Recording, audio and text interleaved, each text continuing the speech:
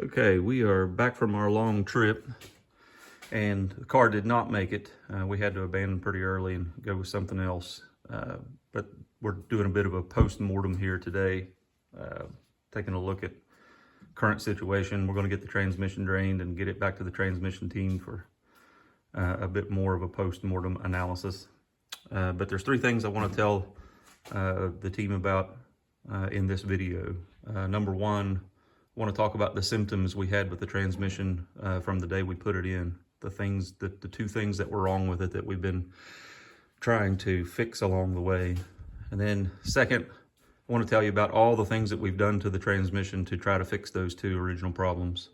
And then third, I want to tell you about two significant mishaps that happened along the way that might be good for folks to be aware of and look for when they get inside the transmission.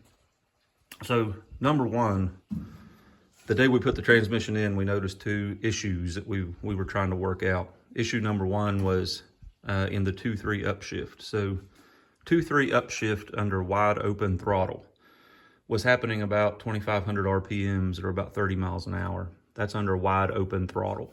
And then the second issue we ran into is that since we installed the transmission, we've never gotten a 3-2 downshift event to happen. So you're in third gear, doesn't matter what speed, doesn't matter the conditions, you'll never get a 3-2 downshift to happen under acceleration.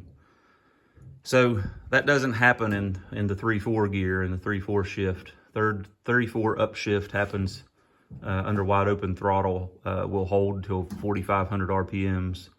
And if you're in fourth gear and you want to go to third gear, or you want a kick down type event, there's no problem getting a 4-3 by just pressing the gas pedal down. So the two problems we ran into was 2-3 upshift under wide open throttles coming too early, 2,500 RPMs, about 30 miles an hour, and we've never gotten a 3-2 downshift. So next I'll tell you all the things we did to the transmission to try to fix that problem. Now the first thing we did, first place we went was the throttle valve cable. We've adjusted that cable several different ways. We've adjusted it too tight. We've adjusted it according to the book. That's the place, the instructions, the place we landed first. And we see all the right responses on the throttle valve cable, except we've still never been able to affect or impact that 2-3 upshift under wide open throttle, and we've never been successful in getting a 3-2 downshift. So after we ruled out that throttle valve cable adjustments could fix our problem, we went elsewhere. First place we went was our transmission team suggested that maybe we needed a lightweight governor. So we ordered a Sonex Camaro governor off of eBay. When we got it, we could clearly tell that the weights on the new governor were significantly lighter than the weights on the old governor, and we changed it. But we have it didn't make a significant change on those two original problems. The next place we went was we changed the servo. The transmission team said, hey, we've got a Corvette servo in there. We went ahead and bought another Corvette servo off eBay and switched it. Still no significant change in those original two problems. So the way the transmission sits now, new Sonex governor, lightweight governor, new Corvette servo, and we did change the speedo gears. Currently what's in it is a 15-tooth drive gear and a 34-tooth driven gear in a 30 series housing. And that put our speedometer right on the money. Things are good there. So that's the way the transmission sits. And then last thing to tell you is to tell you about the two mishaps that happened along the way. Mishap number one happened right here where the throttle valve cable connects to this bracket. I originally bought a cheap $17 eBay throttle valve cable. It had a lightweight mechanism here, and when I was adjusting to try to fix those original two problems, I adjusted it too tight.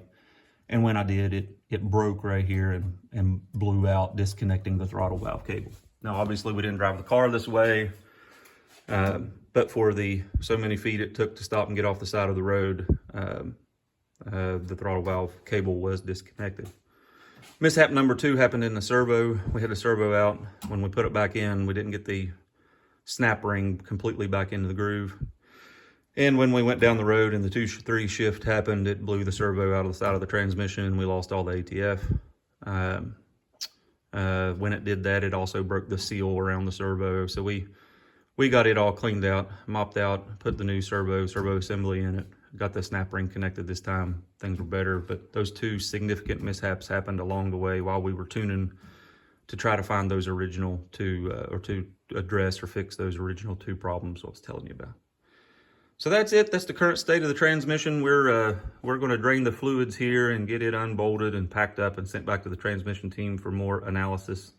And that's all. We're up under the car. We're looking at the throttle valve. And what we want to show here, or try to understand better, is if we're getting all of the throttle valve in our current configuration. So when we get the transmission back and we get it all bolted up and we're configuring it, we are getting it adjusted the way it should be. So here's our current setup. I'll get my finger over here. And go ahead and hit the throttle. There's throttle all the way in. Notice that how much of the throttle valve is still sticking out.